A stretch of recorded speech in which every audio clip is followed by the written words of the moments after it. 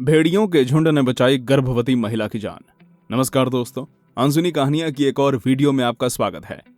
आप सभी ने अक्सर सुना होगा कि इस दुनिया में कई बार चमत्कार होते हैं, लेकिन जो भी इन चमत्कारों को होते हुए नहीं देखता, उसका इन चमत्कारों के ऊपर विश्वास करना बहुत ज्यादा मुश्किल हो जाता है। इस वीडियो में हम आपको जिस चमत्कार की कहानी बताने जा रहे हैं, उसका जवाब बड़े बड़े वैज्ञानिकों के पास भी नहीं है। और तो और जिसने भी इस चमत्कार को अपने सामने होते हुए देखा है, वो भी नहीं जानता कि आखिर ये कैसे हुआ। तो चलिए जानते हैं चमत्कार की इसी सच्ची कहानी के बारे में। अमेरिका के मिनेसोटा में रहने वाली 25 वर्षीय मैरी क्रैनिक बाकी अमेरिकी महिलाओं की तरह ही एक बहुत ही सुंदर महिला थी, जो कि महज 24 वर्ष की उम्र में ही गर्भवती हो गई थी, जिस वजह से वो और उनके पति दोनों ही अपने होने वाले बच्चे का बेसब्री से इंतजार कर रहे थे।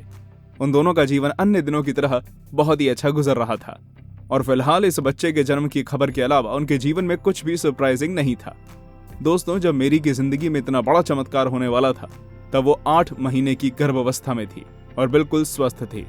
ये घटना है जनवरी 2014 की, जब मेरी अकेले अपनी कार ड्राइव करते हुए शहर से घर की तरफ जा रही होती है। तब उस दिन उनके घर के इलाके में बहुत ही खतरनाक बर्फीला तूफान आया होता है और मेरी इस बात से बिल्कुल अनजान होती है।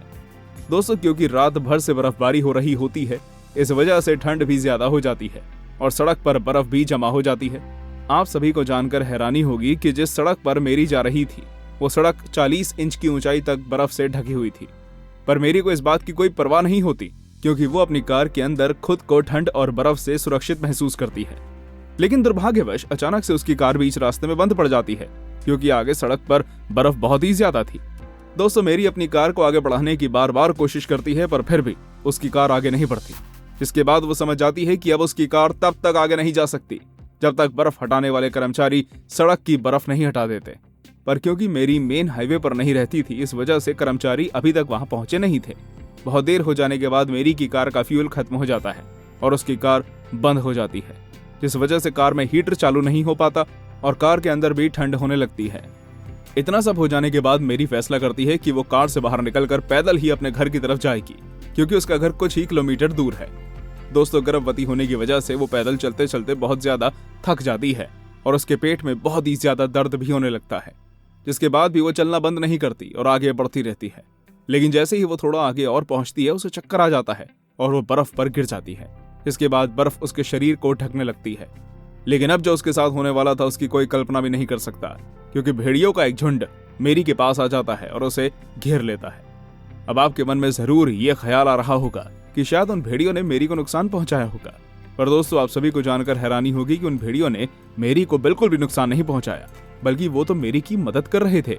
मेरी बताती है कि जब वो होश में आई, तब उन्होंने धुंधली आंखों से अपने आसपास भेड़ियों का एक झुंड देखा, जो बर्फ और उनके बीच एक दीवार बनकर खड़े थे। उन भेड़ियों के साथ उनका राजा भी था, जो मेरी को संरक्षण दे रहा था। मेरी बताती है कि उन्होंने किसी भी भेड़िए को उस वक्त खुद पर अटैक करने की मुद्रा में नहीं देखा, क्योंकि वो भेड़िए तो उनकी मदद करने वहां आए थे। इसके बाद अचानक ही मेरी को पेट में और जोर से दर्द होता है और वो एक बच्चे को जन्म दे देती है। आप सभी को जानकर विश्वास नहीं होगा कि उन भेड़ियों में से एक मादा भेड़िया द्वारा बड़े ही नाजुक तरीके से मेरी की अम्बिकल कॉर्ड काट दी गई, जिसे देखकर मेरी भी चौंक गई, क्योंकि उन्होंने ऐसा कुछ भी नहीं देखा था और न ही सुना था। दोस्तों, इस सब के बाद बाकी सारे भेड़िए मेरी को घेर कर उसके शरीर को गर्म करने लगे और उस मादा भेड़िए ने अपने सर से बच्चे को मेरी की तरफ खिसका दिया, जो कि जोर जोर से रो रहा था। दोस्तों, मेरी अपने बच्चे को जिंदा देखकर बहुत ही ज्यादा खुश होती है और उसे वहीं बर्फ के बीच दूध पिलाने लगती है, क्योंकि वो जंगली भेड़िए किसी ढाल की तरह उनकी सुरक्षा कर रहे थे। अपनी आंखों से इतना सब कुछ देख मेरी रोने लगती है और उन्हें रोता हुआ देख उन भेड़ियों का सरदार मेरी के आंसू अपनी जीभ से साफ कर देता है। दोस्तों, वहां दूसरी ओर मेरी के पति ने पहले से ही उनकी तलाश शुरू कर दी थी, क्योंकि मेरी बहुत देर से घर वापस नहीं लौटी थी। मेरी के पति और उनके कुछ पड़ोसी एक ट्रक की मदद से उसी रास्ते पर जाते हैं जिस रास्ते पर मेरी गई हुई थी। तभी उन्हें रास्ते में मेरी की कार दिखाई देती है, जो कि पूरी तरह से बर्फ में दब चुकी थी और उसमें मेरी नहीं थी। दोस्तों, मेरी के कार में नहीं होने की वजह से उनके पति और पड़ोसी आगे की तरफ जाते हैं, जहां उन्हें भेड़ियों का एक झुंड दिखाई देता है, जिसे देखकर वो मेरी के जीवित बचने की उम्मीद छोड़ देते हैं। लेकिन फिर भी उनमें से एक पड़ोसी हवा में बंदूक चला देता है और भेड़िए थोड़ा घबराकर अलग अलग हो जाते हैं।